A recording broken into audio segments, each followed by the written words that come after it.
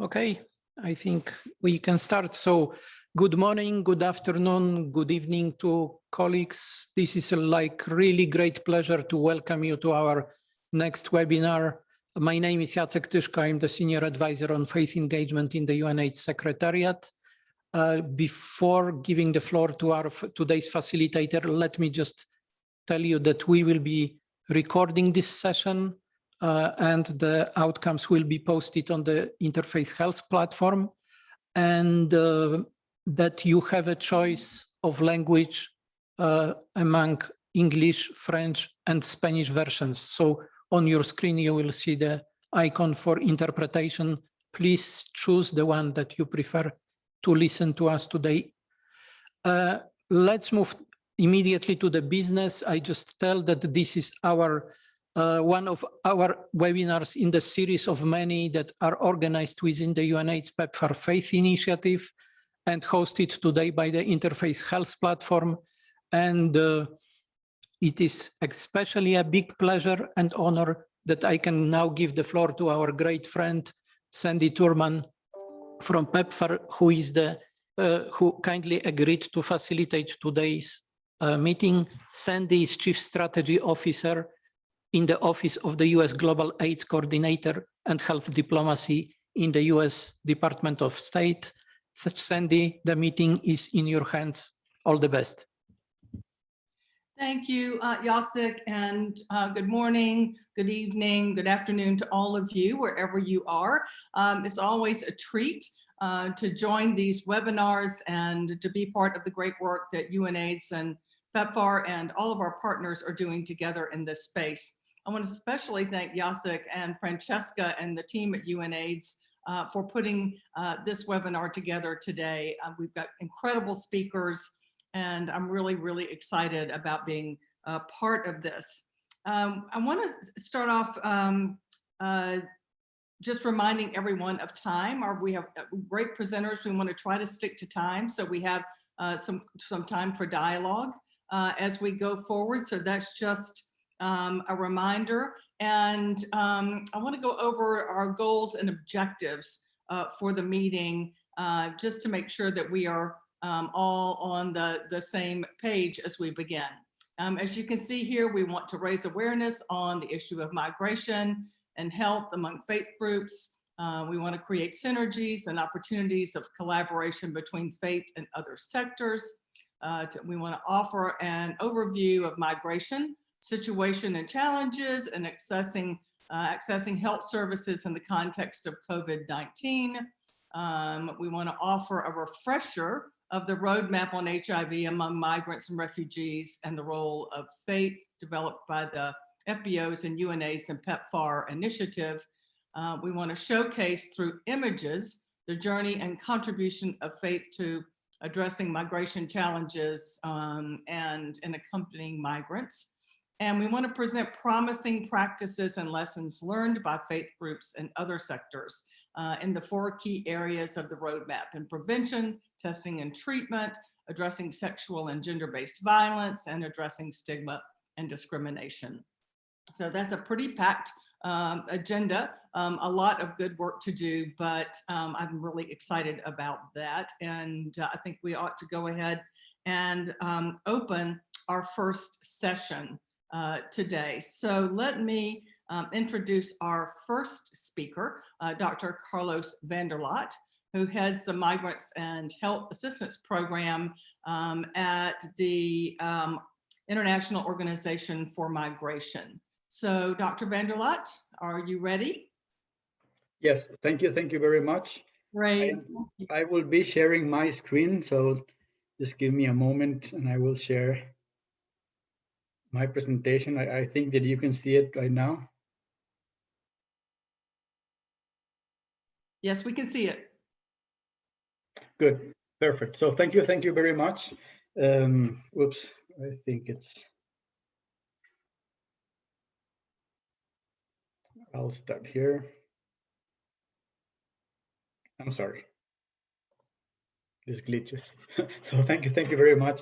It is really a big pleasure to be part of this interfaith webinar on migration and health, and a big honor also to be part of this opening session. today to discuss about an unprecedented threat from COVID-19, not just for our own health, but also impacting strongly in the health systems, in our jobs, in our families, spreading human suffering, affecting global economy. Also to discuss a very important topic, which is xenophobia, racial discrimination, inequity, and the context of those left behind. So to discuss this topic now, although they have been part of the life of those living with HIV for years, for many years. I want also to start basically to say that we need to remember that for migrant, refugee, and other displaced populations, their situation was challenging before COVID. I mean, now it's even worse in some cases, but yes, it was very challenging before COVID. And the objective of this presentation is to set base in terms of additional challenging contexts that migrants face now with the COVID-19 era, and recognizing that special actions need to be designed and implemented to guarantee inclusion first of all. So as we all know, the virus appears more or less 15 months ago. Initially, we thought it would be just a challenging time for the health sector, affecting mainly people with pre-existing conditions. We thought that by strengthening health systems, we would be ready to face it, and that those countries with strong health systems were going to beat the virus easily. But no, we began to hear other voices, sometimes too many voices, and we saw that the issue was highly political, revealing in some countries big gaps also with missing or weak public health policies. We also realized the importance of human behavior and personal perceptions towards health. People totally denying the existence of the virus, shouting for freedom or avoiding the use of masks, with all types of strange conspiracy theories, with vaccines that turn us into machines, etc. And then we understood also the link of the disease with socioeconomic conditions, bad sanitation, risky home conditions, etc. Then all the hidden truth came to surface also. All the systemic inequalities, structural barriers based on race or ethnicity, all inequalities were now visible. Even in societies that we consider highly advanced, they came, they were visible now. And finally, the virus revealed the enormous weight of human mobility, for good and for bad. It made us think about borders, which were able to delay arrival in some countries, but were not able to avoid entry of the virus. We realized also the enormous cost of closing borders and the high human cost also associated with confinement. And all this happened in 1 year and made us learn many things. But it seems society also has a strange memory gap. And I'll tell you, none of this is new. This is the repeated story of HIV and how it has affected many lives for many years. HIV started as a health issue, but it was immediately a cause for hate, a reason for displacement, a good excuse for stigma and discrimination. HIV is also strongly related to good or bad public health policies, access to health services, human behavior, and yes, I would say, and I will try to highlight the yes in terms of also it's very related to human mobility, to migration, to displacement. So as you can see, it is a very challenging situation with COVID and HIV. But also regarding all this cycle, it's also a lot of lessons to learn. We have a lot of lessons to learn, and that is the important thing that we need to now use here. So we need to remember also that relation between what happened now during this year with COVID and also what has been happening for long years with the HIV situation. So now we're seeing a reduction in global, regional, and local mobility due to fear or due to travel restrictions. due to lack of confidence also in public health measures, and probably because of stricter health requirements for travel. But with more complex requirements to travel, we'll also probably see an increase of irregular migration. And with it, we will see also more health vulnerabilities. So now with COVID-19, we're learning many things. And now it's not necessarily only about leaving no one behind, as we have been repeating during many years. It is basically that if someone is left behind, no one will move forward. And that is the main clue issue here. If we don't move as a society, we will just don't move forward anymore. And that is, yes, the important message to in terms of integral, in terms of inclusion approach to the whole situation. And now within the health crisis that we're seeing a big impact in terms of high morbidity and mortality for migrant populations. And this is basically due to many specific conditions. Maybe the first one, and I would say that it is the most important one, is the condition is the importance to highlight the fact that migrant populations are not assuming a passive role within the crisis. This is a very important fact. It's interesting to see how society now, because of this virus, is starting to see the essential role played by migrants who are as frontline responders there, and should be recognized as the heroes within this crisis, showing up for work every day to clean, or to keep up the food supply, to deliver food to our houses, to give care to the sick as nurses, as physicians, and this needs to be recognized. But unfortunately, also being there means also a much bigger exposure to the virus. Also important to focus again on migration as a determinant of health. Tens of millions of vulnerable people on the move live in cramped, unsanitary quarters where the virus spreads easily.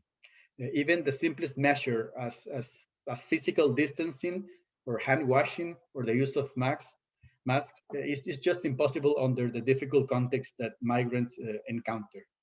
So in a camp-like setting and shelters where refugees, migrants, and IDPs could be, the risk of infection increases in 20% just because of the conditions in the environment. Also important to highlight the disruption of health services. We are seeing total eruption of antiretroviral in some countries and critical low stock in some of them. With this, many more people living with HIV, and especially those living with HIV on the move, are and will be affected. And so this is also important to say. Among other challenges, we need to say that the crisis is not just a health crisis, but it is an interlocking crisis with four specific areas. One is the health crisis that I mentioned, and the other one is the socio-economic crisis with unemployment for migrant workers, which leads to irregular migration status. And this affects directly in the communities of origin, in communities where people depend on remittances for food, medicine, education, housing. So suddenly, without income, these groups, these people can no longer afford to stay where they are. We also talk about the protection crisis, and this is basically with restrictions that also impede humanitarian workers to provide their life-saving services. With closed borders, states closed also all entries for people seeking protection. And those who are already in refugee camps or organized as asylum seekers are now encountering fear, hunger, stigma, discrimination, and big uncertainty also regarding their situation. And finally, one fourth crisis that I would say that is also very important to consider, and is this perception crisis. When we start thinking only in our security, when caring about the others seems not to be as important as it should be, and when governments apply restrictive sanitary measures based on xenophobia or persistent inequalities. So as WHO, as the Director General said, our greatest enemy right now is not the virus itself, but fear, rumor, and stigma. And the same happens with HIV. So this is important to see. Stigma prompts social isolation of groups and a fear of seeking medical attention, which in turn, it also can undermine the effective inclusion of migrants in public health information efforts. We're also learning from this experience that we'll get through this crisis, but the only way to do it is if we act together, in solidarity. We always say that the world is as strong as the weakest health system, and we need also to highlight this regarding this big crisis that we are living. And this applies for COVID and has applied also for HIV for a long time now, affecting the lives of many people and families. So stigma and discrimination is an important topic that we need to strengthen and discuss and talk a lot. So the panorama is quite challenging. I'm just sharing some pictures of the current scenario where it's clear that it's much more than just a health sanitary crisis. With or without COVID, people continue, to flee violence. Conflicts are still there. We maybe during this year we said, oh no, things are better. No, conflicts are still there. War, violence, all that is there, but protection is suspended now. We can see how fear and not counting with information is also creating vulnerability. So me as a migrant, prefer not to be tested to avoid higher discrimination against me.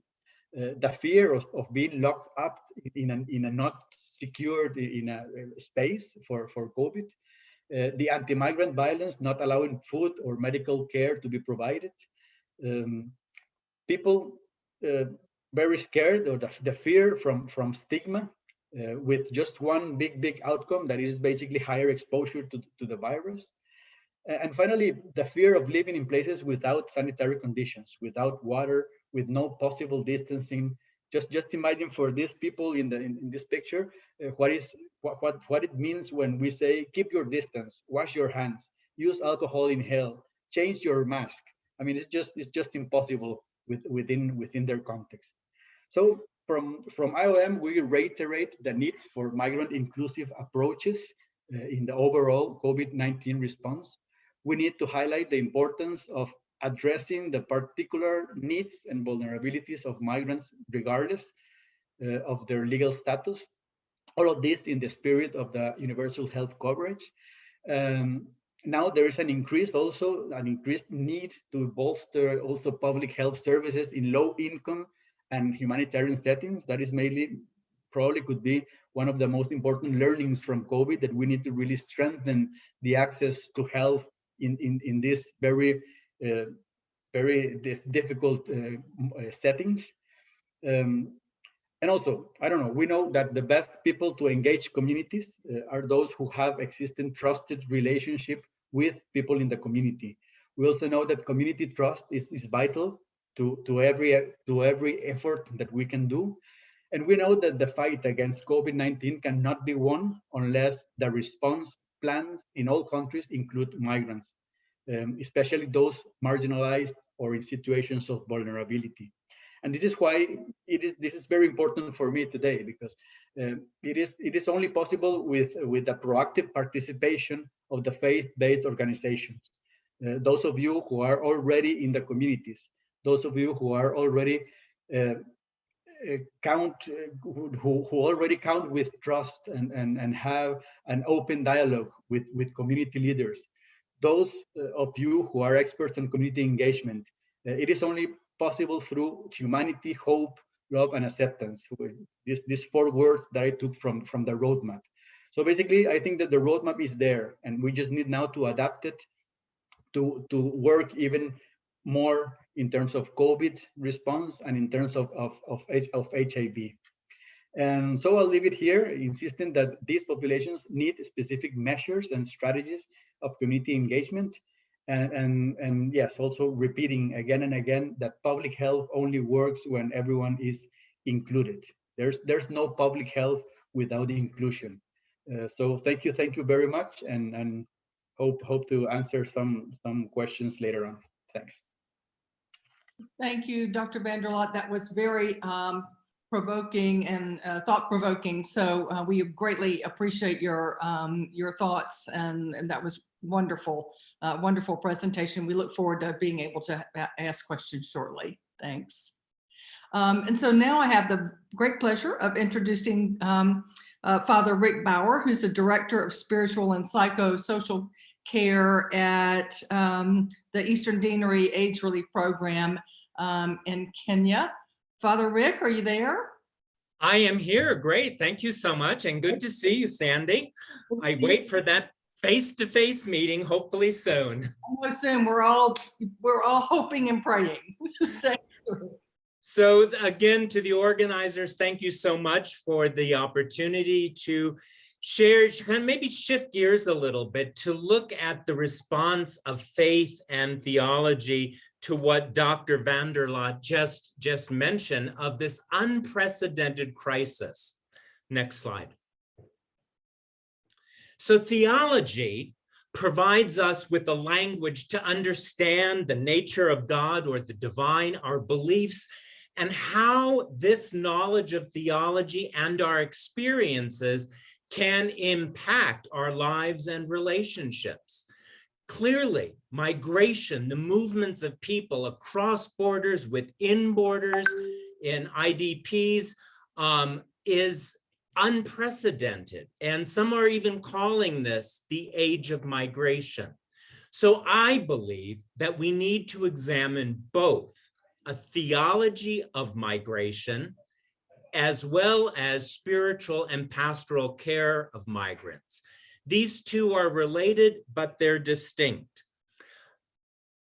Theology gives us questions. And so I begin with, more questions for you, in light of this age of migration. How can our sacred texts help us to understand the signs of the times? How do we understand God through the eyes of migrants? And as people of faith, how do we understand migrants through the eyes of God? Next slide. So almost every of the major world religions has this golden rule. Do unto others as you want people to do unto you, or don't do to people what is harmful for you. Next slide. And yet, despite this universal ethical spiritual guidance across world religions, when we gather to better understand migration and migrants, we often only focus on economics and politics and geography, sociology, psychology, law, history, anthropology, and now environmental studies, and other academic disciplines, but theology is almost seldom mentioned. And so that's what I want to provoke a little bit today. Next slide.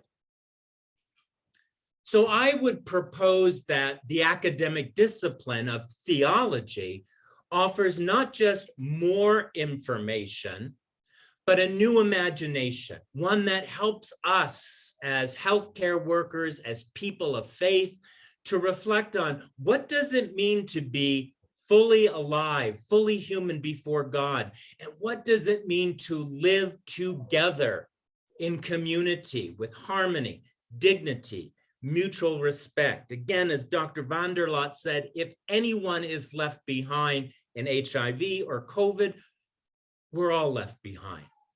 Now, Daniel Grudy, my colleague, is one of the few theologians reflecting on a theology of migration. And he speaks of three theological themes from my own tradition, my Christian tradition, that help us understand our response to migration. And I know my Muslim brothers are going to talk about some of their theology and best practices later. But Daniel Grudy talks about these three theological concepts or themes: the image of God, the word of God, and the mission of God. Next slide. So we begin with the image of God. And for many world religions, for the people of the book, Genesis offers us a truth that we are all created in the image and likeness of God. This is central to our understanding of the innate dignity and the worth of every human being, divine attributes that are part of every human life. And yet, for so many migrants, the common denominator of their experience is dehumanization. And so our theology can help shape a worldview to understand this dignity of every person. The concept of innate human dignity helped to shape the Universal Declaration on Human Rights and the United Nations Convention on the Status of Refugees. And I think this innate dignity of every person, we as people of faith need to bring forth to shape our discussions and our action plans. Next slide. So the Word of God. Now, this is from my own Christian tradition. I share theologian Daniel Grudy's belief that a theology of migration reflects on the incarnation of Jesus, the belief that God migrated to humanity so that we can migrate back to God. And this theology proposes that the very nature of God is migration or movement. Almost all of the world religions and even the non-religious spiritual traditions often speak of a spiritual journey, movement, migration. And so in the Christian tradition, the word migrated to become one of us, to bring God's healing love to a broken world. The word migrates to the earth to reconcile us to the Creator and each other through a renewed humanity and a new creation. Because God will always cross over all the divisions that we human beings create to help us find a right relationship with God and each other. And as we develop and increase our understanding of migrants and migration, I believe we'll also grow in our understandings of God and vice versa.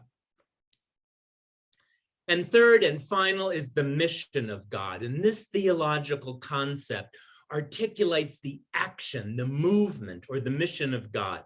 Pope Paul VI said that our mission of the church is to proclaim a God of life, to make our world more human by building up a civilization of love. And so the mission, the work, the movement of God is to restore that image of God, that dignity to every person through the redemption of the Word of God. Now, a central dimension of Jesus' life and ministry is reconciliation. Again, overcoming those human constructions that divide us. And so by word and action, Jesus demonstrated that welcome, compassion, mercy that requires us to give primary consideration to meeting the basic human needs of migrants, including healthcare. And so we move from a theology of migration to pastoral and spiritual care of migration. That a theology of migration helps us understand the dignity, compassion, and that ethos of welcome. We have to end the division of us and them and acknowledge that there is only us. In our care for all of our patients, I believe, but especially migrants, we need to adopt a true biopsychosocial spiritual model of assessment and care, and acknowledge that every person has spiritual needs that may be different from my own, but need to be addressed and supported in the healthcare system. God migrates into a world that is broken and divided, not because God finds something good in this estrangement, but because precisely in this place, God can reveal hope through ourselves to anyone who is experiencing rejection and alienation. And so how do we put this into practice? Well, at EDARP, people that know me know our 3 rules of all of my staff members. Spend time with God, however you understand that concept or word. Take care of each other, take care of the patients, and never change that order. We have over 30,000 HIV positive adults and children at EDARP, and at any given time, about 500 to 900 migrants and refugees. And like all of our patients, they too have about a 93% viral load suppression. And I think it's due to this ethos of welcome, or in Swahili, karibu. Karibu, karibu, karibu is the ethos of our clinics, that all are welcome, wherever you're from, or however you may have been infected, or whether you have COVID or HIV or TB, everyone is welcome. And then there is comprehensive, and PEPFAR calls this differentiated treatment, but I think as people of faith, we've got to articulate a biopsychosocial spiritual model of health, that everyone has spiritual needs, and how are we addressing those? That the dignity of every person that comes through our clinic doors. Next slide. And so, if it's not theology, it's also art. And art, this is a beautiful sculpture that was influenced by Hebrews. Do not neglect hospitality to strangers, migrants. For by this some have entertained angels without knowing it. And you can see in this sculpture that's at the Vatican, and it's also moving around the world, a history of different migrants from different countries, and in the midst you can see the angel wings. Next slide. And so my final thoughts is we need more reflection and writing from our theologians and for those of you that are teachers, our students of theology, on a theology of migration to add wisdom, deeper understanding, and a more compassionate response. Theology helps us to articulate God's love, God's compassion and mercy, and they inhabit every place and space and knows the pain of betrayal and misunderstanding. Theology contributes to our understanding and experience of a reconciling love and mercy that helps us to welcome the stranger as our neighbor, as our brother or sister. Our sacred texts compel us to a more humane and a more ethical response where every human person is treated and cared for with dignity and respect. And finally, our theology can improve our understandings and of a comprehensive care and treatment for HIV and COVID, creating not only healthcare systems, but creating caring systems of health. And next slide, Asante. Asante Sana, Father Rick, that was an excellent presentation and a powerful sermon. So we are all grateful for that. And I have to say, I look forward to investigating and having a conversation with you about Daniel Grudy's work. That's very, very interesting. So thank you so much. And I look forward to our having a chance to reach out to you again in a few minutes for some questions and dialogue. So I think at this point, Francesca, if I'm not mistaken, we're going to go ahead and move into our next session, session 2 of the presentation today. And our first speaker in this next session is Reverend Paul Jeffrey, who's a Methodist minister and a photographer. Jeffrey, are you there? Paul Jeffrey, are you there? I am here. Oh, great. Okay, then take it away. But more importantly, the video is here. We like that. That's even better.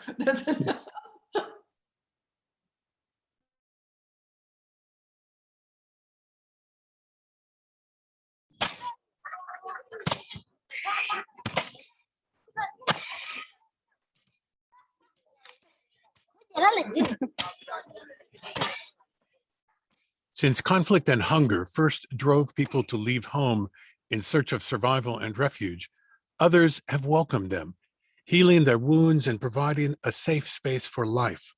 Such hospitality has often been driven by faith, and around the world today, people of faith are often found at the forefront of those providing safe shelter and health care for some 80 million refugees, displaced, and stateless people. When Venezuelans flee political turmoil at home, Brazilian church workers offer food and accompaniment. When Yazidis fled ISIS troops in northern Iraq, they found people of faith ready to heal and support them. In Austria, when young Afghan asylum seekers needed to learn the language, they found church volunteers ready to help. Okay, jemand anderer? Diese gelben Dinger, das sind Kichererbsen. You know Erbsen? Pea, the green ones, yeah? Peas. Peas, die grünen. But das sind Kichererbsen. Weißt du, was Kicher ist? Kicher ist... Das ist Kicher. In Uganda, when South Sudanese families sought safety, they found volunteers, often motivated by faith, ready to help sustain life. Is it painful? Not painful. Okay.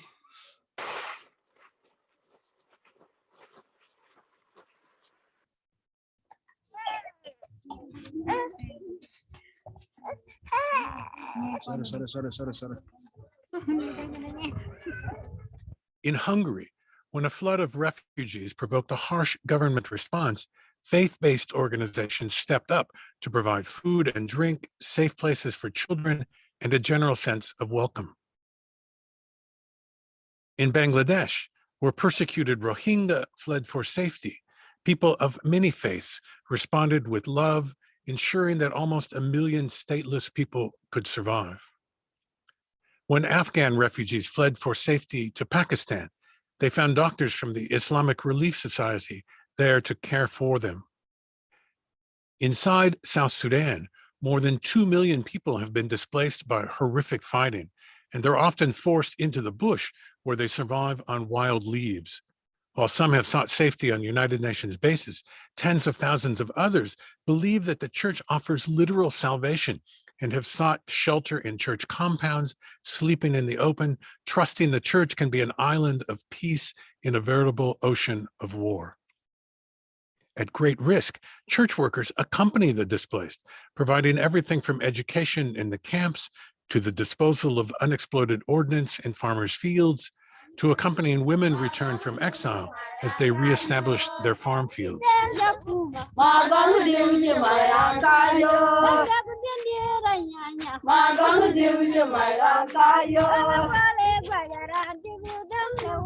In the United States, the destination of many who flee repression and climate-fueled poverty in Central America, people of faith wander into the desert to provide water for thirsty migrants. While on the Mexican side of the border, faith groups organize food for hungry asylum seekers. For those who make it across the border, faith-based groups offer employment assistance, housing, and orientation about everything from how to use a bank card, to how to ride a bike, to how to use the phone in an emergency. What is happening? What is happening? My kitchen is on fire. Is there anyone in the house? No, when and Outside. outside, Outside, okay. not in the house. Okay. What is your phone number? 0201234567. We'll be there. We're coming. To how to take a test to get your driver's license. Kwa anaenda kwa spidi, kuna wakati anahitaji kwenda polepole, ndio anakuja hapa sasa. Faith communities are also at the forefront of pushing for humane immigration policies in the United States, at times even providing sanctuary for threatened migrants. When all else fails and migrants are deported back to Central America, church workers are waiting to receive the flights at the airport and offer what help they can to the deportees. And for those migrants who disappeared during their journey north, faith groups in Mexico offer practical solidarity to the many mothers from Central America who search for their disappeared loved ones. In South Africa, when refugees from Zimbabwe suffered xenophobic attacks, it was a faith community that opened its doors to offer medical care and shelter from the violence outside. In occupied Palestine, where refugees lingered decades after being displaced, faith groups provide critical health care, vocational training, and other services, including helping children in Gaza to cope with the trauma of war. Though it would appear that the best way to help children get over war is to scare them with something else.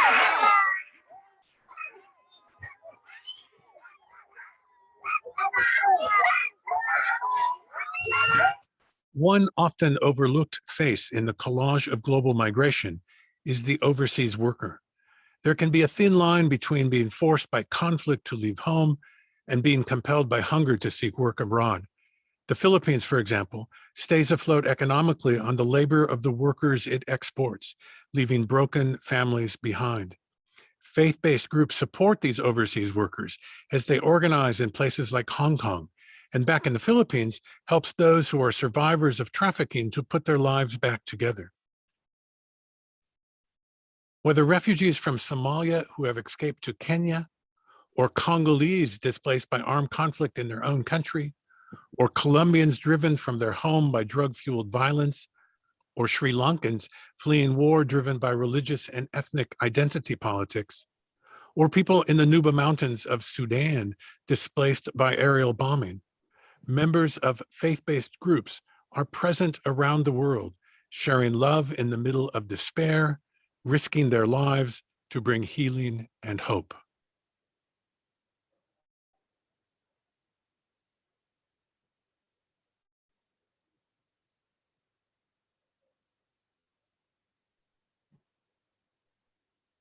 That was incredible. And that is such a wonderful way to, I think, frame the rest of our conversation today. So we want to thank you so much for that.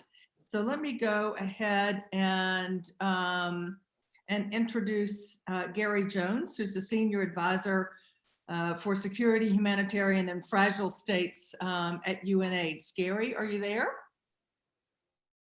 I certainly am. Thank you very much. Good day, everyone. Okay. Right. Thank you. I'm going to go at a whirlwind pace and just outline the roadmap. This is an absolutely critical document of which much of today's debate and participation depends. We can start by saying that it was developed by 70 individuals from 40 organizations, including faith-based organizations and governments and UN agencies, civil society and migrants living with HIV, representing 36 countries. This all happened at the World Council of Churches in February 2019. And it was all about strengthening the HIV continuum for care for both migrants and refugees.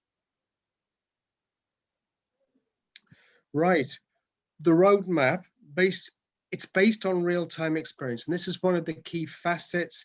This is personal and community experiences.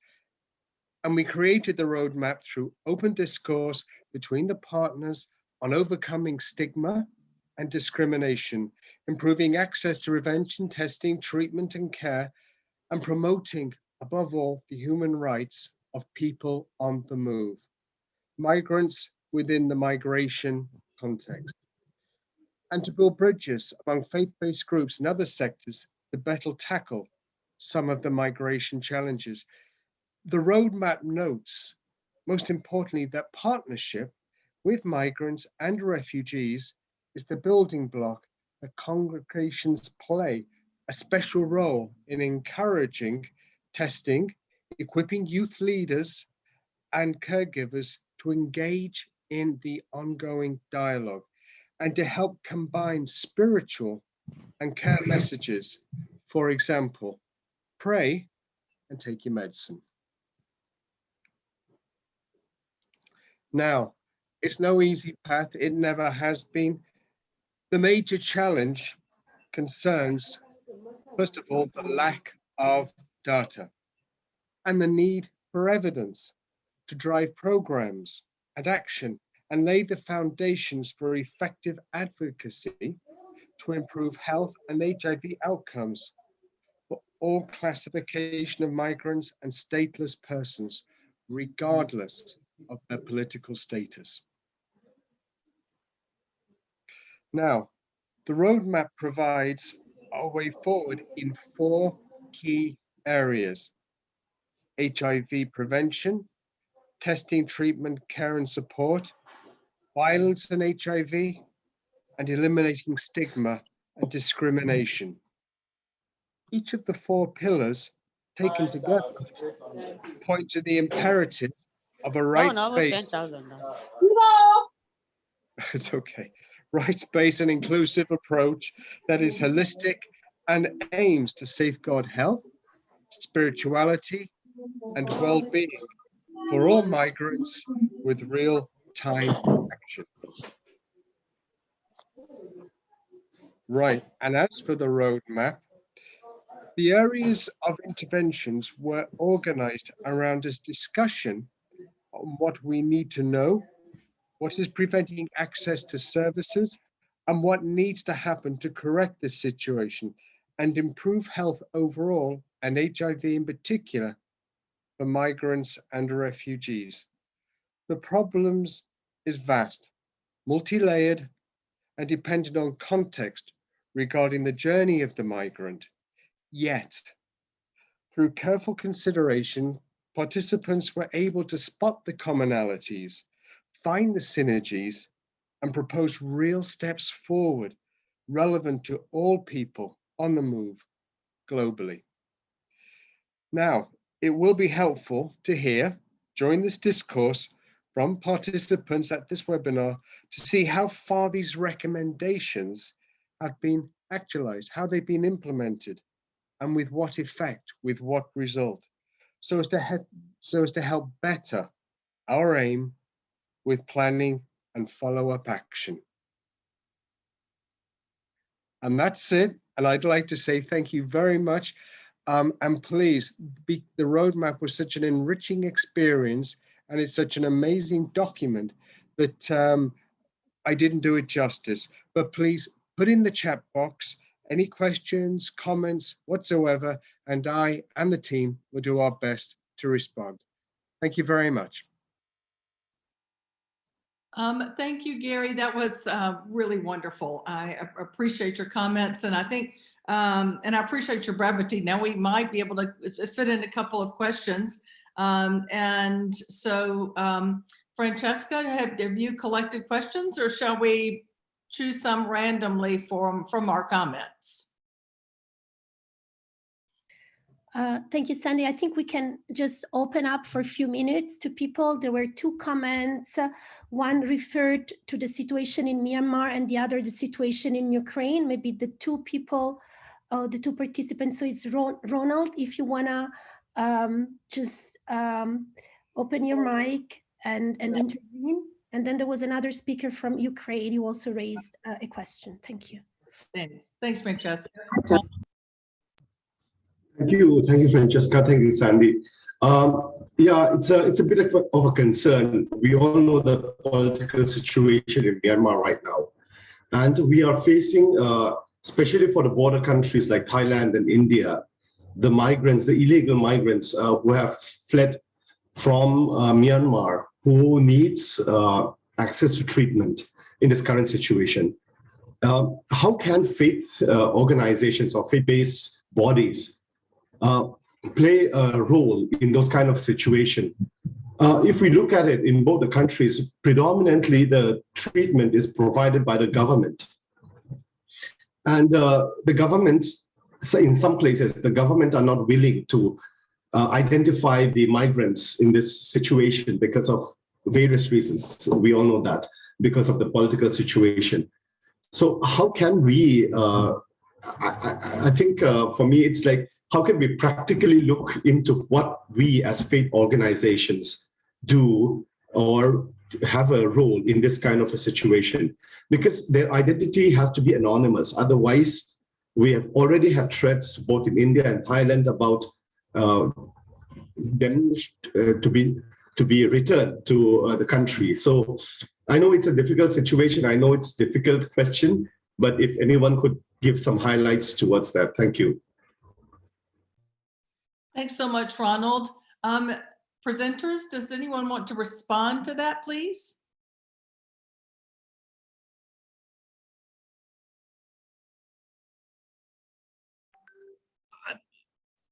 I mean, I'm not in Myanmar, and so I can't, do specific, but I just remember that beautiful picture of that nun standing in front of the guns of the military. And I think one of the roles of faith is to stand up and speak truth to power. And that often comes with huge consequences, but it is our prophetic stance that, when people are being denied healthcare for COVID, for HIV, we have to stand up and speak truth to power and accept those consequences. Thank you, Father Rick. Others, do others have comments?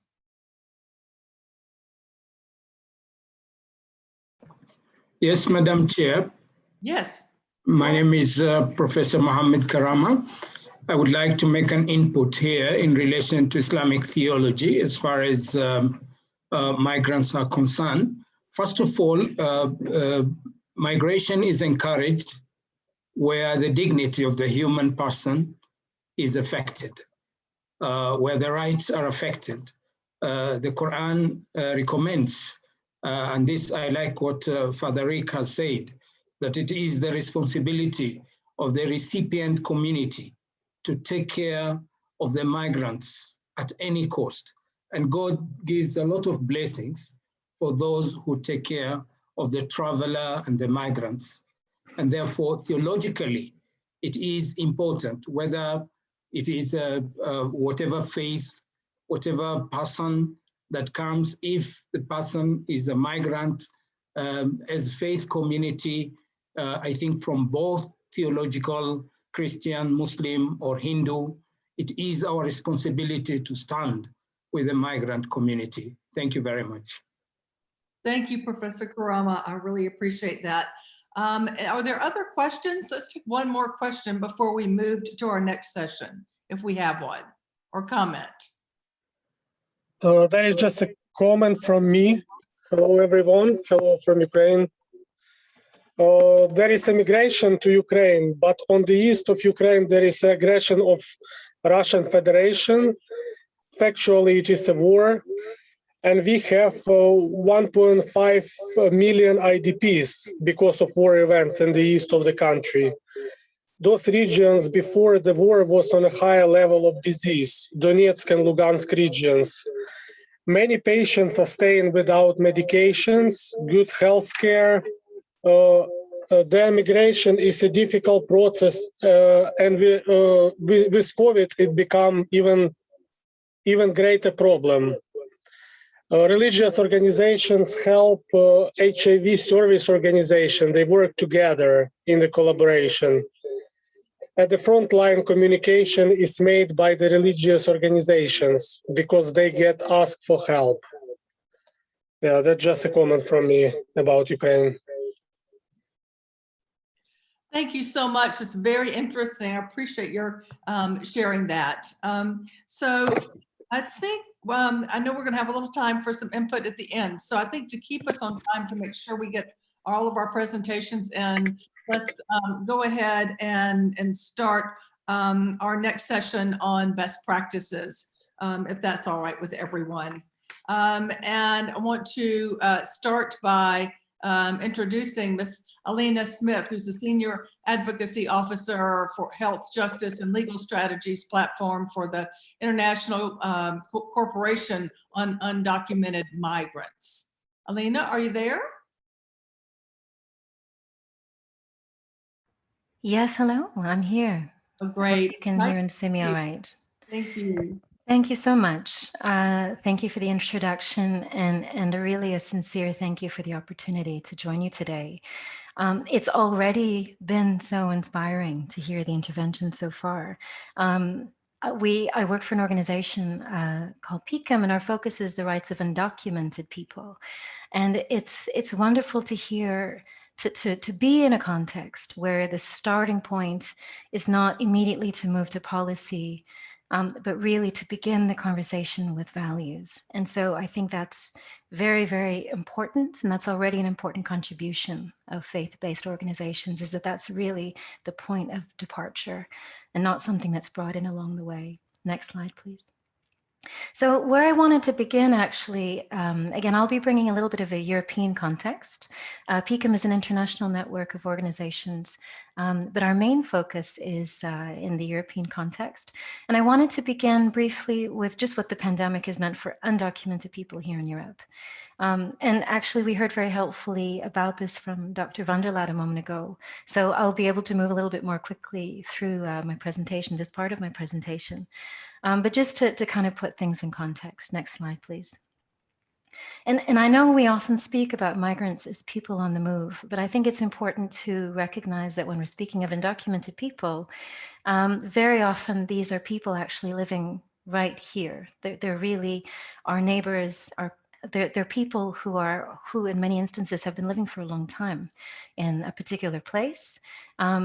And they're often working. They may be raising families. And so what have we seen in the context of COVID? As we already heard, much of what we've seen with COVID is a making worse of a pre-existing situation.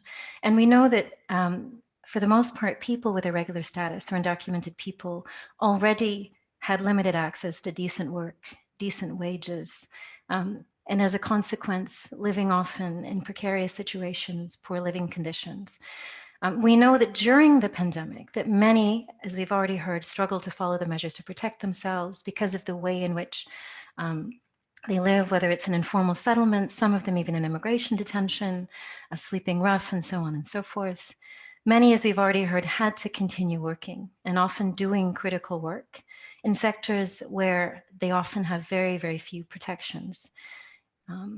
And at the same time, facing, as we already heard, the prospect of destitution if they have to stop working, either because of sickness or because of prevailing confinement measures.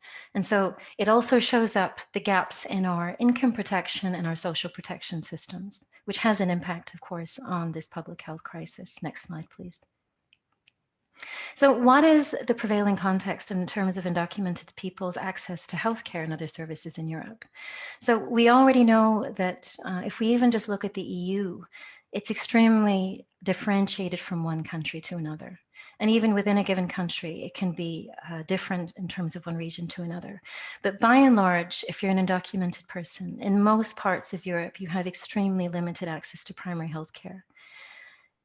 And so this is the existing context. And I think it's important to note that if you have lack of access to primary healthcare, if you don't have a general practitioner, then at the same time, you're not going to necessarily have access to health information, which is extremely important in the context of a pandemic. We know that there are some countries in Europe, such as France and Belgium and Spain and Italy, among a few others, where there are schemes in place to make it possible for undocumented people to access healthcare. But there are additional factors that make it hard for them to do so in practice, often complex procedures and a lot of bureaucracy. And overarching all of this is a pervasive fear of the authorities because of the criminalization of irregular status. And so this means that there's a constant concern about the possibility that accessing services will make them visible to the authorities and actually trigger a deportation proceeding. And so this also means that people might be fearful of even circulating in their neighborhoods because of identity checks and confinement measures that mean that law enforcement may be more present. Next slide, please. And so all of this has a very, very significant impact on risk of infection, but also health-seeking behavior and ability to access access care if they need it. The good news is that a number of international bodies have urged inclusive vaccine deployment. The World Health Organization, we've already heard from IOM, two special rapporteurs on the right to health on the one hand and on the rights of migrants have called for equitable access to healthcare, to the vaccine in particular, for migrants regardless of status, as a matter of human rights. And I've also included here recent recommendations from the Council of Europe calling for equitable distribution of COVID-19 vaccines as a matter of ethics and bioethics. Next slide, please. But what does the picture in Europe look like in practice? This has been really, really challenging to monitor. But through our network and through monitoring the media, PCOM has been really trying to get a picture of how things are looking in practice. We've been working on this map for the last few weeks to try to give a picture, quite literally, of the intentions that states have indicated they have in terms of whether their vaccine rollout strategies will be inclusive and undocumented people or not. And you can see that there are already a number of countries in Europe that have explicitly said they intend, or implicitly in some cases, intend to include undocumented people in their vaccine rollouts. Poland is the one in black, and we know that Poland, the undocumented people are explicitly excluded from their national vaccine program. Next slide, please. So I wanted to just briefly give some snapshots of the national level practice. And also just to reiterate that the approach on the COVID-19 vaccine is one thing, but we need to bear in mind the background context. So the United Kingdom is the furthest ahead in the European context in terms of its deployment of the COVID-19 vaccine. And the good news is that from quite early on in the deployment, the government has been very clear that undocumented people can and should access the vaccine. All it requires is registering with a general practitioner, which is possible for undocumented people. But what we see and what we hear from our members there is that in reality, there are important bottlenecks because undocumented people don't trust the authorities, because there's a long history of what's called the hostile environment in the United Kingdom, which has essentially meant that undocumented people have been discouraged from accessing services. And that there is a line of communication between the immigration service and the national health system. And so this broader context we've seen has actually undermined quite an inclusive approach in the United Kingdom context. Next slide, please. I briefly wanted to give you the example of Ireland, which has taken also a very proactive approach. Ireland's Minister of Health has clearly stated that undocumented people are included in the vaccine strategy. They've taken specific measures to ensure that they can access the vaccine. And importantly, they've made it very, very clear in public statements that undocumented people will not face any immigration consequences if they come forward to be vaccinated. Next slide, please. In the Belgian context, the National Action Plan is inclusive, but not explicit. And efforts have been made to ease access to healthcare more generally, and to put in place inclusive testing strategies. In the Brussels capital region, there is an explicit inclusion of undocumented people.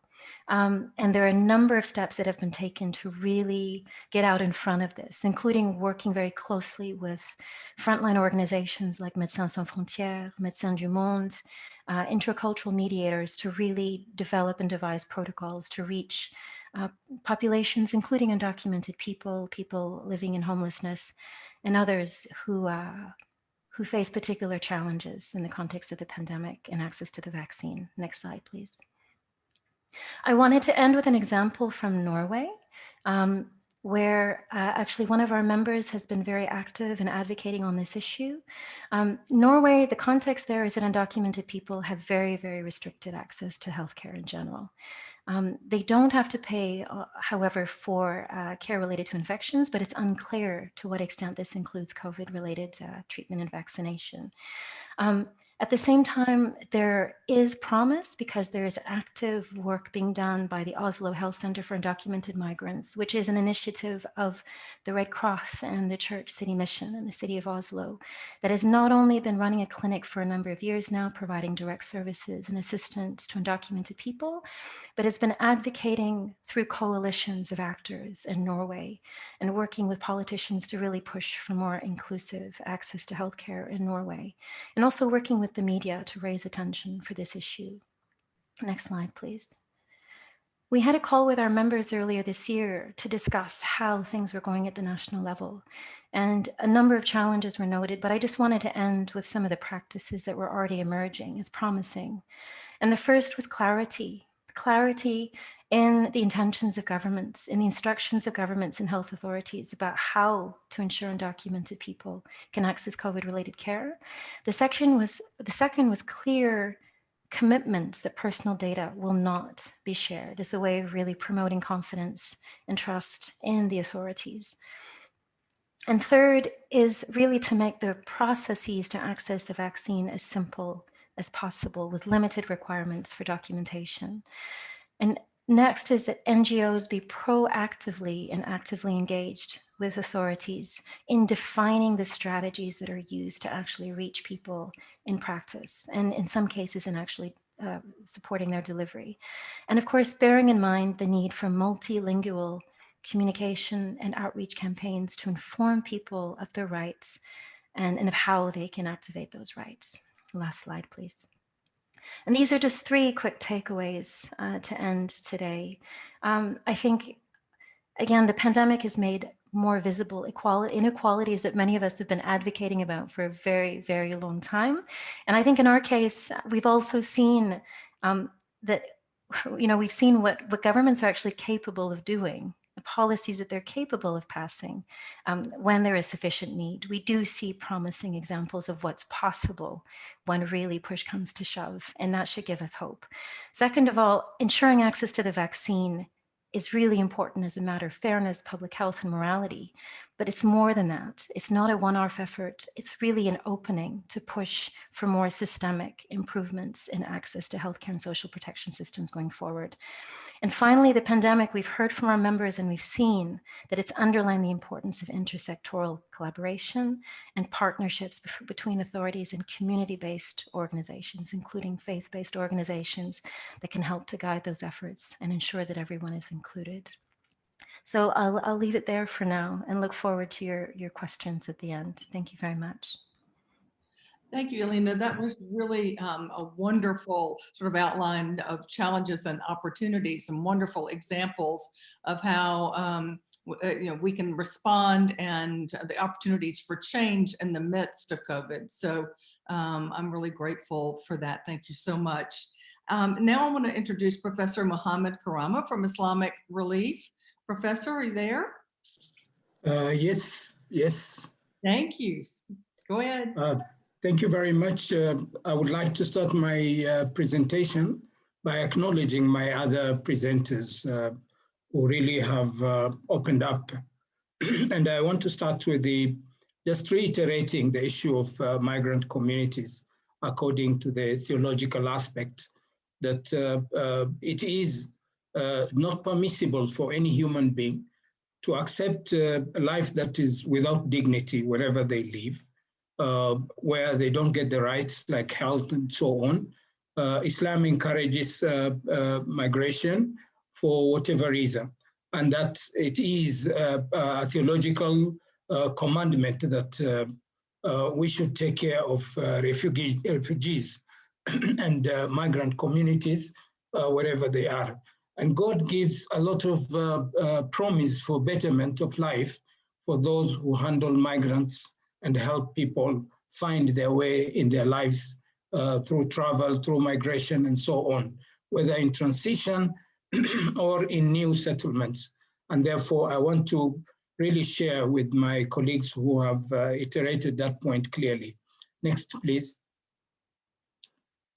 Next slide.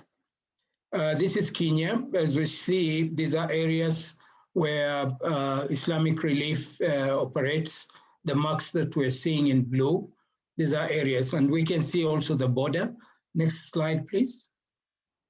I want to show the relationship between us and Somalia. As you can see, the line across the two countries, it's hundreds of miles, and there is quite a lot of movement between the countries, and especially during conflict, and when there are conflicts in the other side, sporadic wars that occur.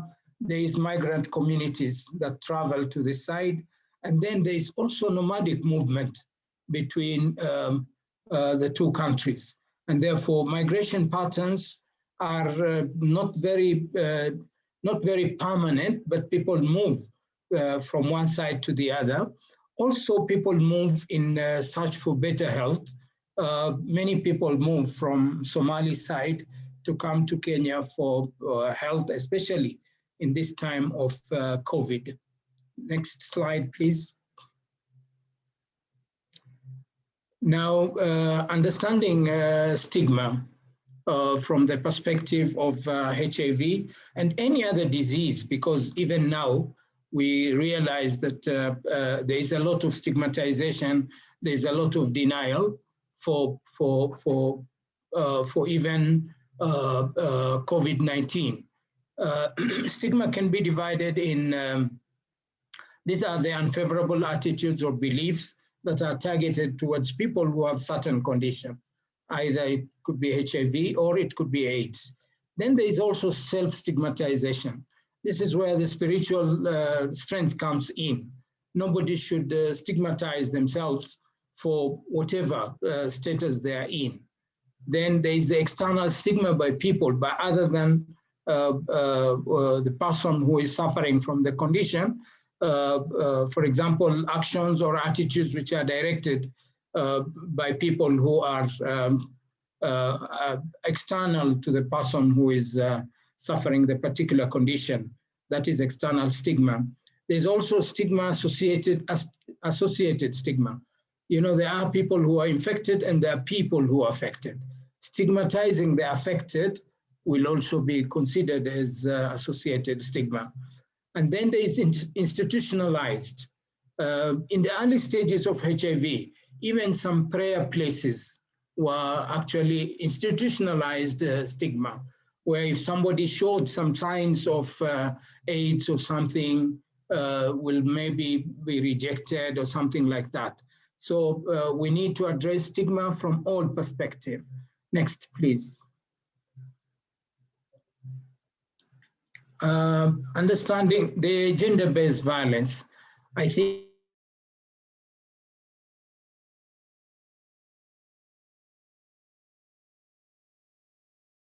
and this even was made worse during the lockdown in the COVID situation.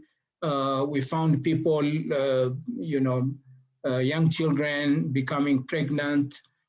Several cases of pregnancies were reported, unwanted pregnancies, unprepared pregnancies. Domestic violence was increasing, and this was as a result of the lockdowns that were there. There's a lot of learning that we are learning in relation to gender-based violence that is occurring in the society. And it's not any particular society, it's both religious, Muslims, non-Muslims, and all others. And I think it's a big challenge that we really have to address this in any program that we are addressing. Next slide, please. I think when we look at the causes of stigma, first of all is the ignorance, and this is from our own experience. People don't understand. People think diseases are a curse from God, or it's a punishment, or it's an unwanted. I think this causes stigma. When there's inadequate knowledge of a substance, people tend to want to create their own.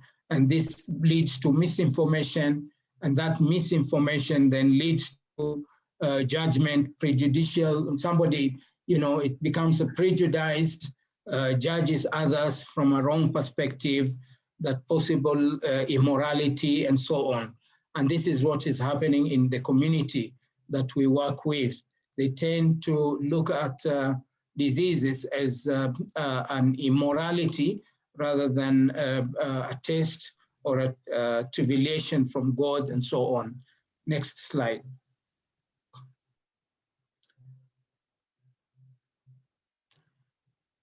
Effects of COVID, sorry. COVID-19 has created a lot of fear. And this also is from the perspective of the government handling of the COVID situation in the country. Inexperienced in handling COVID, there was a lot of brutality in enforcing the laws. The last point, which I have addressed, there was concern about hospitals being overcrowded and being areas where people would get infection by going to the hospital. So there was also fear of the health services. There was a lot of fear, there was anxiety.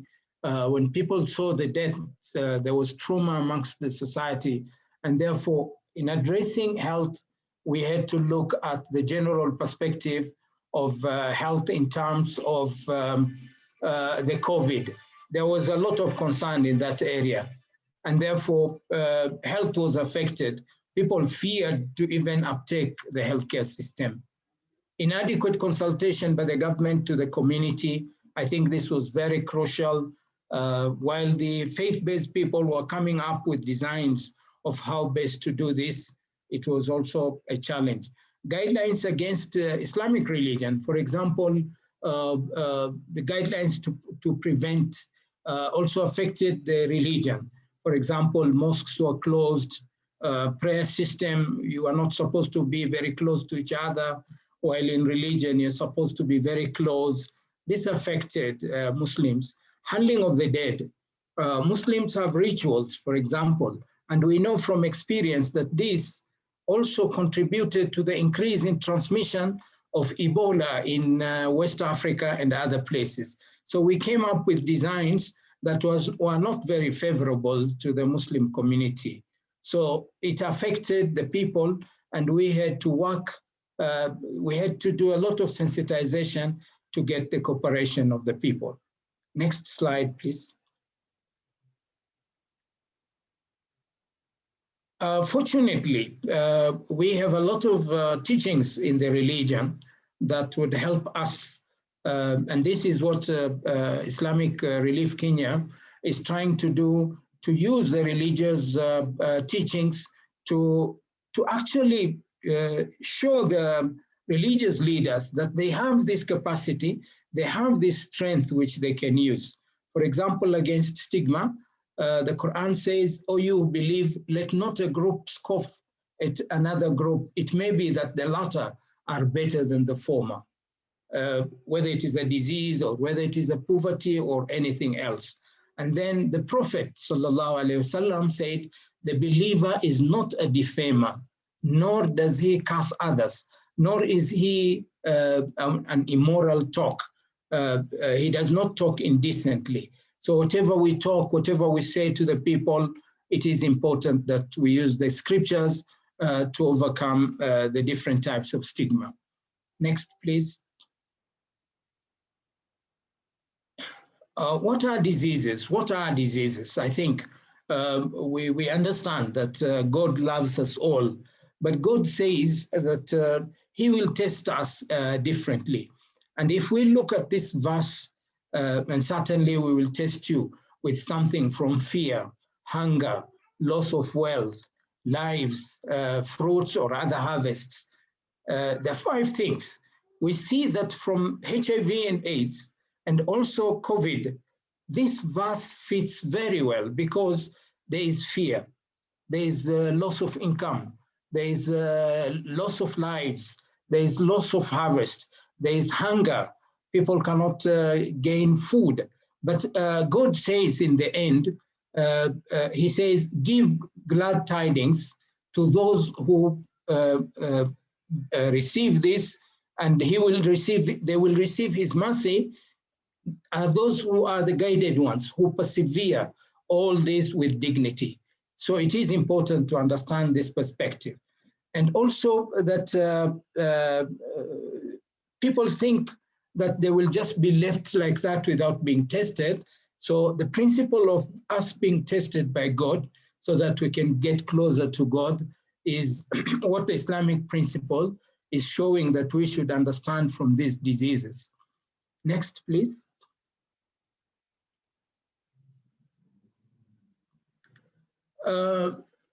we plan to, as a roadmap, in order to address these issues that have been raised, the issue of stigma in HIV. And as I indicated earlier, the consequences of stigma, it's actually that fear of health facilities, fear of whatever. It could even affect the gains that had already been achieved through HIV reduction of and suppression of the viral loads because of compliance to treatment and so on. That stigma could affect this.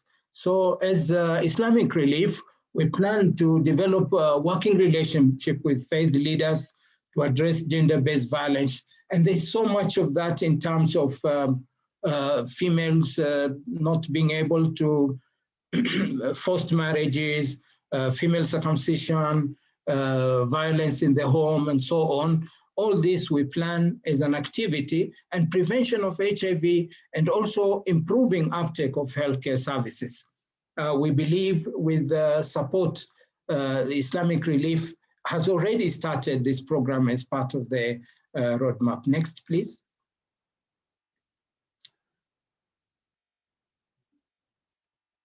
These are the comments that we have made, and we hope that we shall be able to share this message, because it is important for people to understand that even the religious leaders themselves may not understand their capacity or may not understand to translate these scriptures into practical use into the lives of people. So this is what Islamic Relief is planning to do. And thank you very much for the organizers and giving us the opportunity to present these views. Thank you very much, Madam Chair. Well, thank you, Professor Rama. I have to say that your presentation was extraordinary. I think we could combine your presentation and Father Rick's presentation and come up with a whole series of conversations around the theologies and the way that we can use our theologies to respond to crises like the ones we're facing in HIV and COVID. So thank you so much for that. And so let's go ahead and cap off these last two sessions with the second half of Paul's incredible video.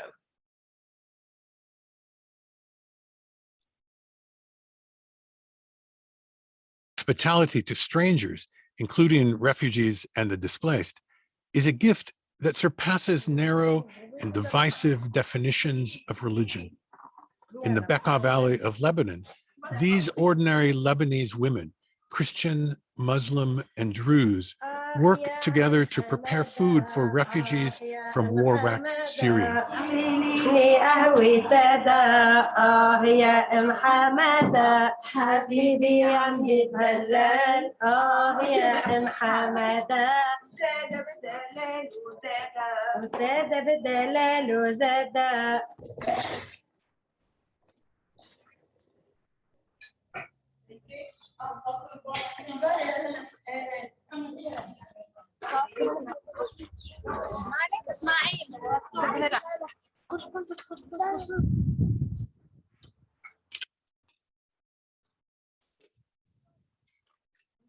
Religious groups who offer hospitality often find themselves transformed by the experience. My name is Rolf Held. I am the local Methodist minister here in Meßstetten and in Albstadt-Ebingen, a town 10 kilometers from here. And I was a pastor in a rural church here, very quiet.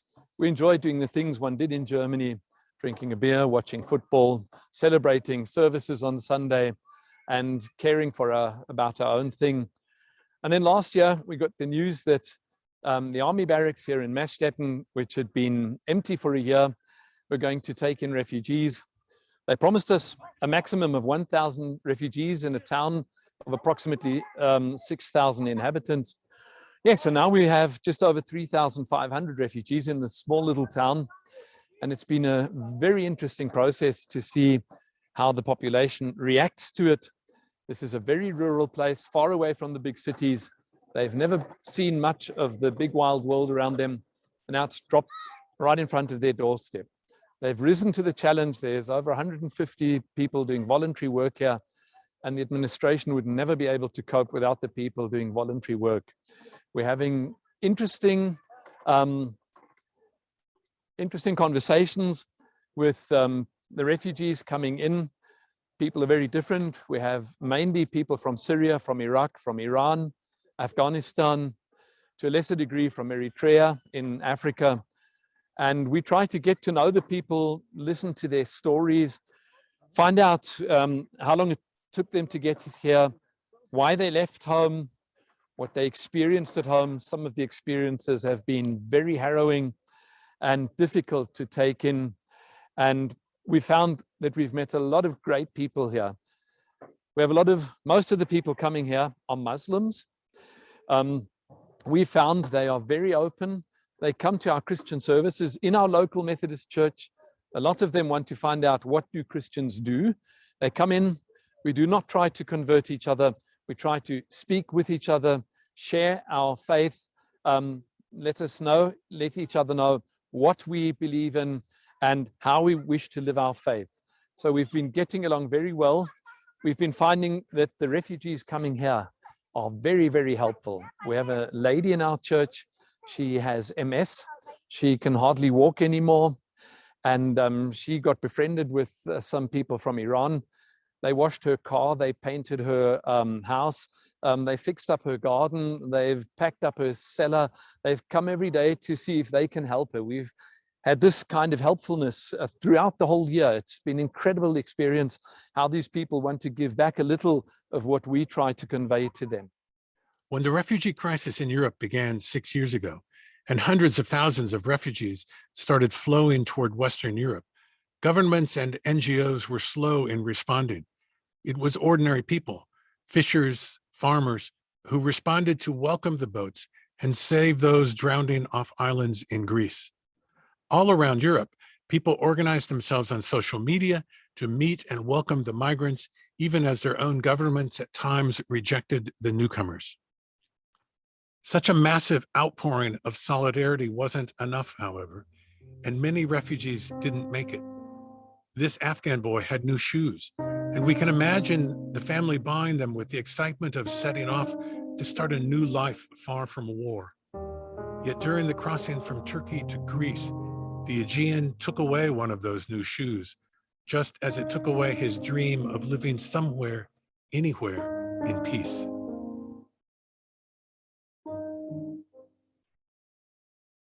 Such grassroots solidarity is more necessary than ever. Immigrants have proved especially vulnerable to HIV, and more recently, people living in crowded camps or on the road have little ability to protect themselves from the coronavirus. At the same time, the climate crisis is driving more and more people to leave home, even though they aren't afforded protection by current international refugee law. Many people today are driven from their homes by violence, and given global imbalances of power, protest usually gets them nowhere. Cambodians displaced by giant development projects are repressed if they protest. Indigenous groups in the Philippines have their leaders assassinated and are forced out of their traditional villages by giant mining operations, forced to take refuge in church compounds. In Brazil, the rural poor have their forest homes destroyed by loggers. Native peoples in Argentina lose their land to giant fields where corporations grow soybeans for China. From one end of the earth to the other, people are forced to flee their homes in order to survive. When they resist, as these farmers resisted the theft of their land for a palm oil plantation in Honduras, they pay a heavy price. The number of refugees, displaced, and stateless people is growing, and so are the challenges they face. As people of many faith expressions, let's continue to unite to give voice to the voiceless, offering refuge and health to all who are forced to leave their homes. In the process, opening ourselves to be blessed in our encounter with the migrants in our midst.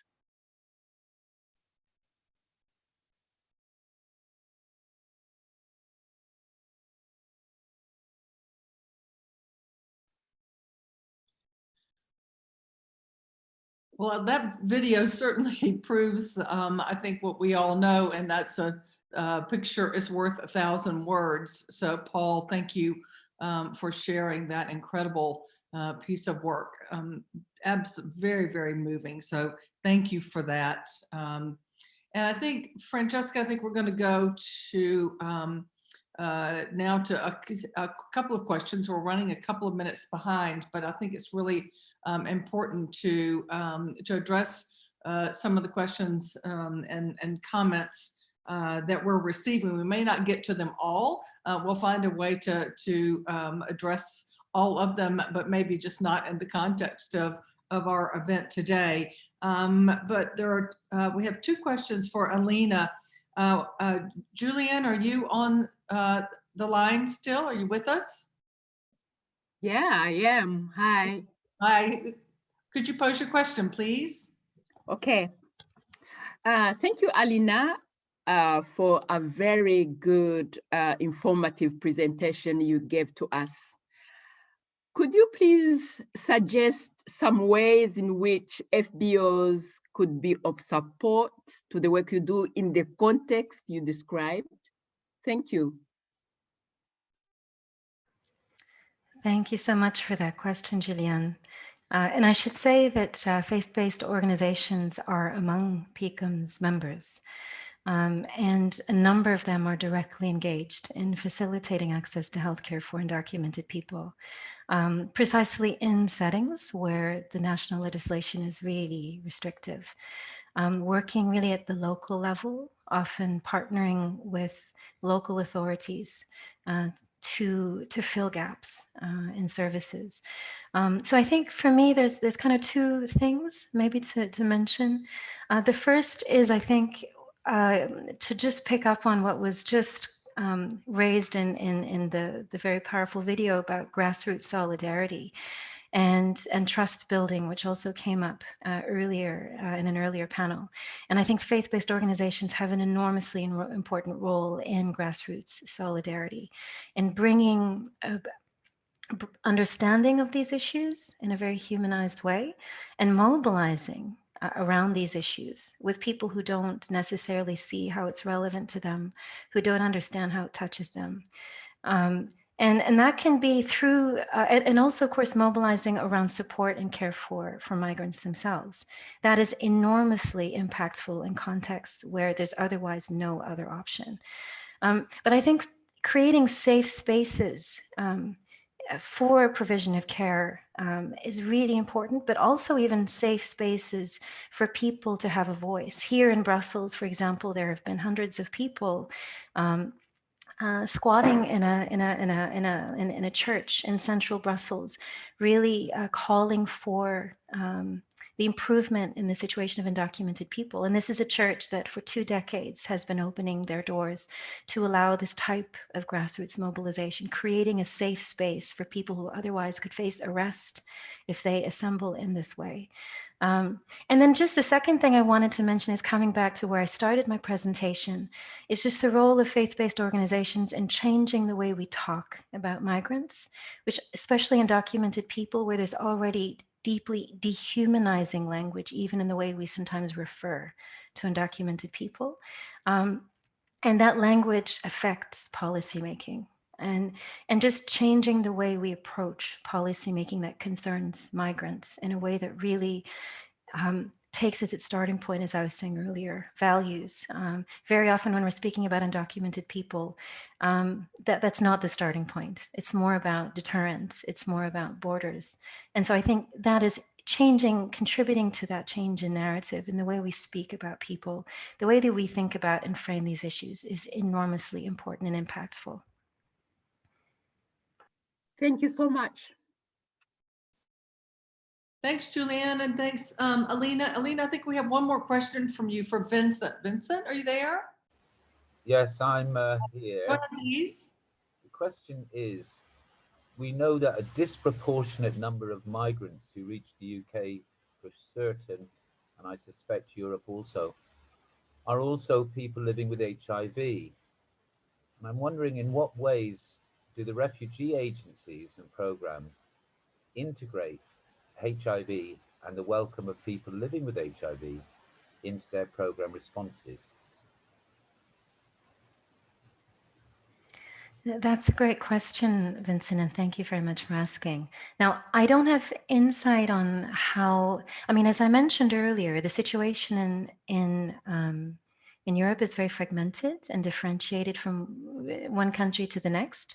And so even whether, in the case of undocumented people, whether they even have a right to screening, testing, and care for HIV is actually a matter that varies from country to country. Now, I know of a number of national level organizations that work with migrants that do facilitate as best they can access to HIV related care. But I can't speak specifically for what is happening in the UK. But I just wanted to mention, and perhaps you're already aware, that the European Centre for Disease Control and Prevention actually has highlighted that a great concern is actually the number of migrants who actually contract HIV after coming to Europe. And this is a very, very significant concern and one that really deserves a lot of attention. So on the one hand, yes, people arriving, ensuring that they get treated the way that they ought to, if they're already HIV positive, but recognizing that that is happening on a greater scale than maybe was understood after arrival. And those people who remain in an irregular situation very often have very, very limited access to a healthcare system that could support identification of their illness and a continuity of care to ensure a good outcome.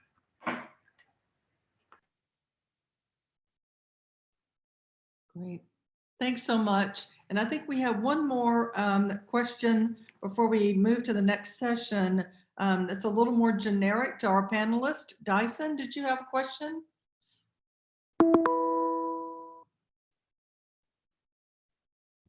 Yes. Okay, go ahead, please.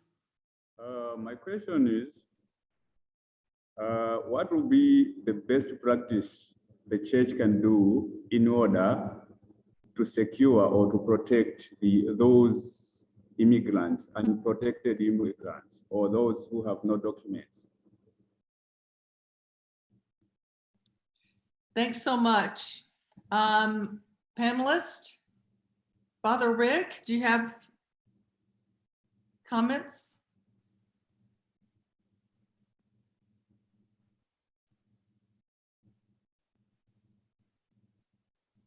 I'm sorry, I couldn't hear the question. I think Professor Karam wants to respond. Oh, good. Okay, I couldn't see that. Okay, so Professor Karami, do you want to go ahead and let me just repeat the question? I think it's, so what can the faith community and churches do with undocumented immigrants? I mean, what are the sort of best practices and actions that our faith-based organizations can take in response? Professor, you want to go ahead, and then Rick, I'll come back to you. Thank you, Madam Chair. I think this is the experience we have in Kenya also, that the border is so porous. People come in, they don't have documents, then they even travel to the urban areas and in search of health, seeking health, and so on. It is upon the local communities that identify these people and assist them to get government recognition. Otherwise, they will be continuously be harassed because of the security problems and whatever. So we encourage people to register as people who need help. You can imagine our borders surrounded by many areas with a lot of problems in Kenya. So people come from different directions, but we start maybe recognizing these people right from the point of entry into the local communities, and then this is notified to the 10 households. There's the process of 10 households where any new person coming in is recognized and possibly given supported and given the necessary direction to be registered. However, we also have criminals and other people with bad intentions who come in and they hide in the population and so on. But that's what we do, at least to ensure that migrant communities are taken care of. Thank you very much. Thank you. Madam Chair, I've not raised my hand, sorry. I'm missing that button, handshake, also for Sun Relief Worldwide. If you can just add on to what Professor has just said. For undocumented people and the people coming from the porous border, I think what the Kenya government has done to enable them also feel at home in terms of inclusivity is faith leaders sometimes be part of the vetting process. And they also participate in identifying these people together with the local authority to ensure that the expectations are met, they are dealt with in a very dignified manner. So normally they feel honored when a faith leader is part of the process in terms of ensuring that as much as, they may feel that they may be arrested or perhaps they may be harassed, but if the faith leaders are part of the committee set up by the local authority to ensure that these people get the services that they're supposed to be receiving when they're with the host community. We've seen that in the biggest refugee camp in Dadaab. Equally, we have another camp in Kakuma in Kenya. So for the ones who cannot perhaps have an opportunity to go to these camps, this process of localizing the process at every single village level, as Dr. Professor Mohammed has said, in terms of 10 houses, and then the faith leaders play a role in ensuring that these people are not, troubled, but they normally get the services required in a very dignified manner. Thank you. Thank you, Jama. Father Rick, can you make a brief comment? Because I'm trying to get us back on track in time. Thanks. Yeah, I just agree with everything people have said. And I think, we, all of us, Christian, Hindu, Muslim, need to use the pulpit. We need to use the pulpit better and preach karibu, karibu, karibu, that the dignity and the welcome of people. And I think that's brilliant that some faith leaders are also on the committees that help screen. Great ideas. Thanks so much, Father Rick. And I'm going to move us along and introduce Father Monsignor Bob Vitillo. We all call him Father Bob. So to lead us toward the way forward. Father Bob, are you there? Yes, I am here, and Sandy, and I hope I'm Bob to you. So, and to everyone else who's on with us. I don't want to be disrespectful when we have on the line. Thanks. Actually, it's hard to do a summarizing of this, and I would going to suggest that we just keep on talking among ourselves, but I'll get into trouble with Francesca. So I will try my best to do a brief summary, but really so much has been said already, and there's so much reflection that I think all of us need to do after we finish this webinar as well. But maybe just to go a bit step by step, because I think it was also an excellent coordination so that many of the reflections then we had actual real life examples given to us, both by Paul Jeffries, who always does such a great job with this, but also by each other.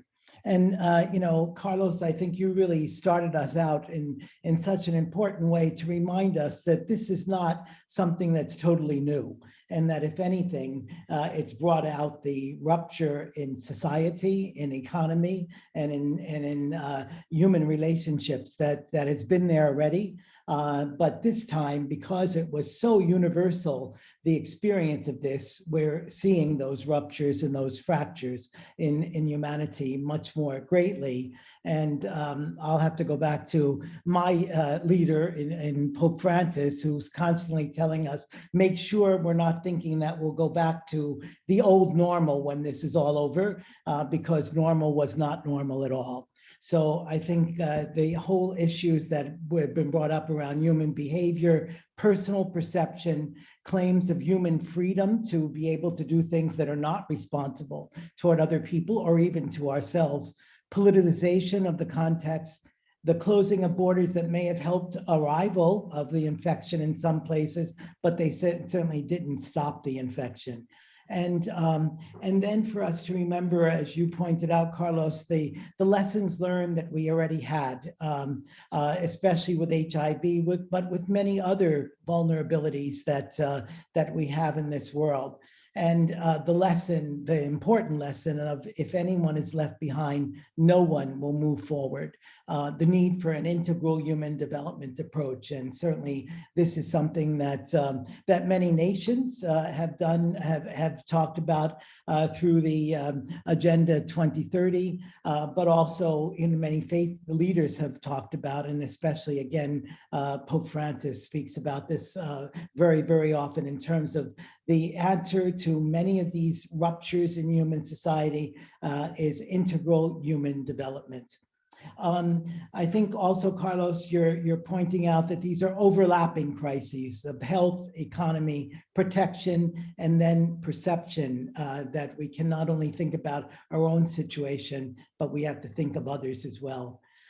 Rick, it was beautiful to hear theology articulated, but then also encouraged and inspired in the way that you did. And especially the point about, the commonality that we have in the foundational values of so many of the major faith traditions and among so many people of faith.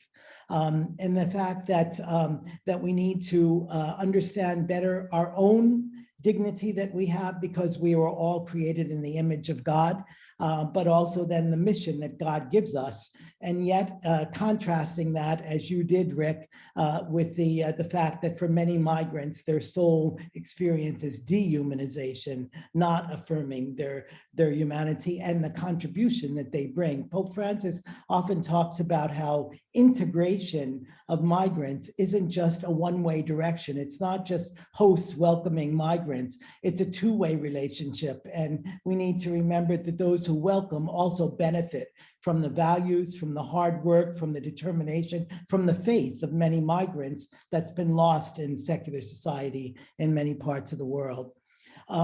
We need to give primary consideration to address basic needs, but we also have to eliminate the idea of us and they, or us and them. God reveals hope through ourselves to anyone experiencing rejection and alienation. And Rick, you made that very practical in talking about the 3 rules in EDARP of spend time with God, take care of yourselves, and take care of the patients, and never change that order. And of course, the African value of karibu, the behavior that we often, so many of us who visit or have lived in Africa experience that from the local communities. Rick, you also pointed out the contribution of art to these considerations, and you pointed out the beautiful sculpture of Angels Unaware, and the fact that that we are all migrants. We all came from migrant stock, and for the most part throughout the world. And it's when we forget those migrant roots and the discrimination that we may have faced or that our ancestors may have faced, that then we start to slip and reject others as they are arriving. You talk about, Rick, the theology can help us to understand healthcare systems, but we need to address every aspect of need and revealing God's loving care to all. Paul, you took all of the concepts and the beautiful words that Rick shared with us, as well as the actions he shared, and really made them real. You showed us how people are putting into practice what our beliefs are, and we need to continue to do that. And I was just thinking about, how much of what you showed, Paul, was a portrayal of the different stages of pilgrimage. People fleeing because of their threats to their own lives and dignity and families, but also then seeking asylum, trying to integrate, and in some cases, having other durable solutions like resettlement or return home when that's safe and that's voluntary.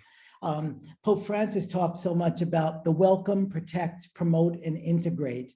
And I really also appreciated, Paul, your focus on the migrant workers. So many times we focus only on refugees. They need that attention. We even have special international protection mechanism for the refugees. But many, many migrant workers have been forced to leave their home countries because of abject poverty or other compelling reasons. And they leave and they suffer and they sacrifice to support their families at home, and yet at the same time are serving others. And I think that needs our attention, especially in terms of what happened with many, many migrant groups, both international and domestic migrant groups, when the lockdowns came and they were left without any work and even without any possibility of returning home. Gary, you really helped us look at the roadmap again. I'm really pleased with that. I remember the discussions and the reflections and the debates that we had when we formulated that now, I guess, 2 years ago. I think, I really appreciated, Gary, you're talking about the need to combine the spiritual and the healthcare messaging. I would just open that up a little more to combine that also with the integral human development messaging that we need. And you recognize that it's not an easy path, Gary. You talked about a lack of data. I think it's not so much a lack of data as a real need to unveil that data. The faith groups have it, but often they don't take the time to document it very well.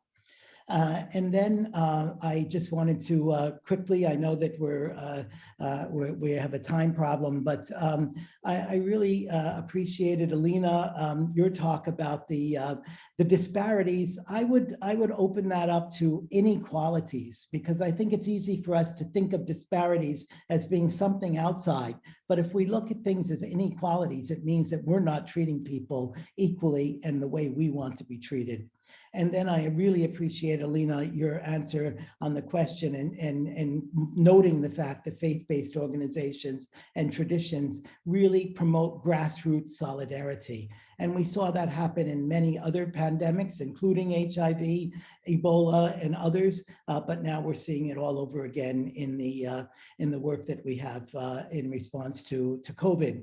And I wanted to note that I really was impressed on the COVID, how WHO and governments reached out to the faith communities and asked us to involve faith leaders to be able, especially to bring access to healthcare, but especially to combat the disinformation because of the credibility that many faith leaders have, and the fact that many times people go first to the faith communities for help. I'm getting signals. I believe it's probably from Francesca. I've gone too far, so I'll stop there, but thank you very much. Thank you, Father Bob. That was wonderful, a great summary. Let me go to quickly to Dr. Vanderlot and to Gary to see if you have final comments for us. Well, thank you very much. This is very, very challenging role also to be responding at this time because of the great input and great presentations. So still, I think still much needs to be done. COVID has made health inequities evident, but also how far we are still from the real universal health coverage or universal health systems and migrant inclusive societies. So I think that also it's clear that faith-based organizations are there as first-line responders to COVID, to HIV, to health for the most vulnerable populations. And I think that faith-based organizations have the trust and the open dialogues with the communities. So their involvement is essential for an effective response to COVID and to HIV. I think that also we don't need to reinvent the water. We do have a roadmap which could make our coordination and joint actions more accessible and possible. So let's use it to move forward. And yes, the last message is basically that we need to adjust our narrative. Also, as Alina said, and also the narrative in terms of the public health perspective. I think that Father Rick said, not us and them, but only us. And I think that is basically the main way to go, in terms of looking at this as a society, not as at them and us, etc. And finally, the true biopsychosocial and spiritual model of assessment and care. So I think that, I don't know, it's just a lot of things that were said, great things, very relevant issues.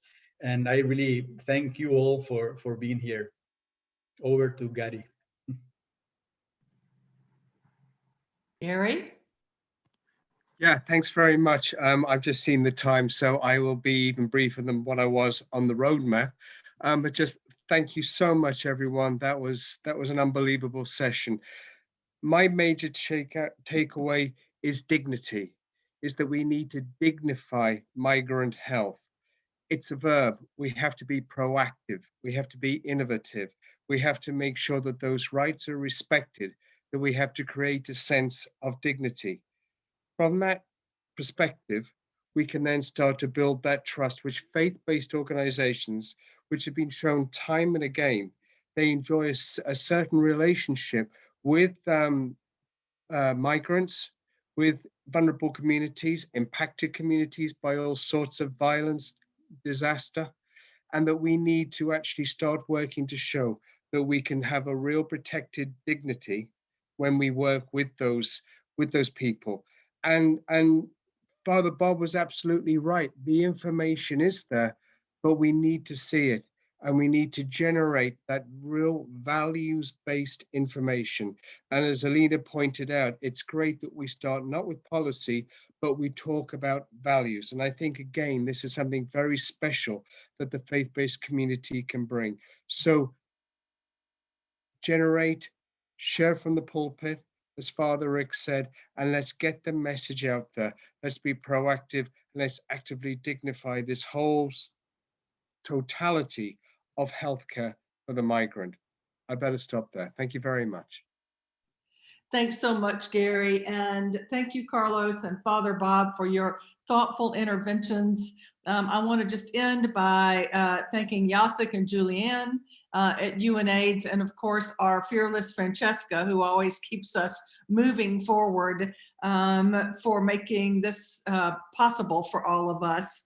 And to all the presenters, thank you. And to our participants for your thoughtful interventions. And we will certainly look at the questions that were in that we didn't get a chance to address, and get back with you all on email. But again, just thank you for being with us, and we look forward to being with you all again. Take good care. Big thank you to our great facilitator, to Sandy, to our interpreters, our IT team who made this possible, and to Jean-Charles, who is always with us as a good spirit and great technician. So colleagues, we leave the link open for 2 more minutes because we noted enormous interest and great exchange of opinions and comments in the chat. For colleagues who still keep their rates up, their hands up, please, you have 2 minutes to enter your question or comment in the chat box, and all this will be registered and will be recorded, and we will try to come back to you with answers in a follow-up webinars. Obviously, please do follow the Interfaith Health platform, where we will be announcing our next webinars. Big thanks to all. Stay safe and bye-bye. Bye. Take care, everyone. Bye. Bye-bye. Bye. Bye. Bye from Nigeria. Bye from Germany. It's been a good cause. Bye-bye. It's not here. Bye. It's just here to speak. Bye, everyone. Bye. Bye-bye. Nice to meet you all. Keep in touch. Take care. Bye, Jacek. Bye, everyone. Bye, everyone. Bye. Bye from Nigeria. Bye from India. Bye from India.